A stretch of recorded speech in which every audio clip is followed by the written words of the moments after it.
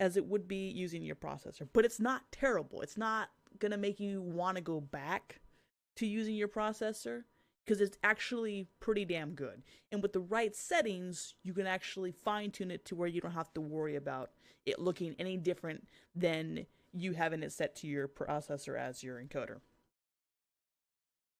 Now, once I changed this option here, you notice that the CPU preset option is now gone, right? But we still have the rate control with the CBR. Now, this is something you need to know. This is important.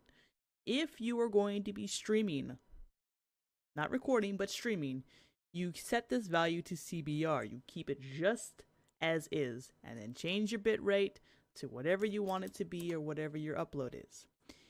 If you are going to be recording, and now quality is a huge importance to you, you're going to change this value to CQP. Now, each of these values have different meanings and they're used for different things. CQP, which is basically constant quantization parameter. It's an algorithm, right? And it pretty much is just, it's basically a video is going to be encoded with a constant quality instead of motion. And I'm going to link something down in the description so you guys can read up about it a little bit more. But there is a sweet spot when it comes to setting this value. The sweet spot's anywhere between 20 and 25. I like to use 23. Okay, but you will not use this option for streaming. It does not work that way. Because as long as you're uploading footage, you have to have an actual bitrate. Okay? So you set this to 23. I don't really change anything else in this actual section. Now, you can change it to high quality, high performance, etc. If you're recording, I obviously want quality.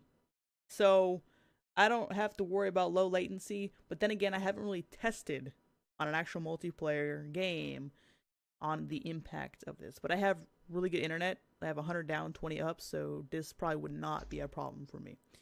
But otherwise, I'd set it to high quality. All right. So once you make those changes, you'll hit apply. Now, notice quickly that I'm on my streaming tab.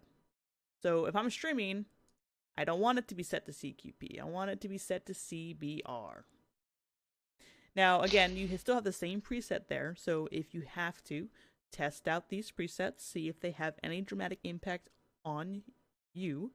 And if they don't, then fantastic. Apply your settings and bam, you are done.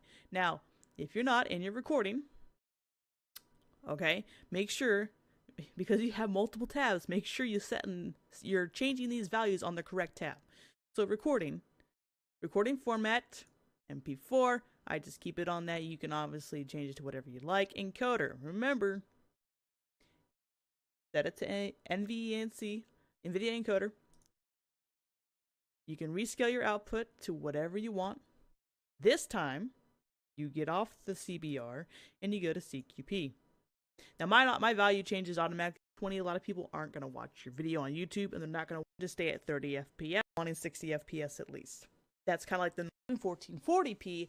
You're going to start asking your processor to work harder than, and you're not going to get what you want out of this set to very fast. But this is just from experimenting and reading some of the guides on OBS.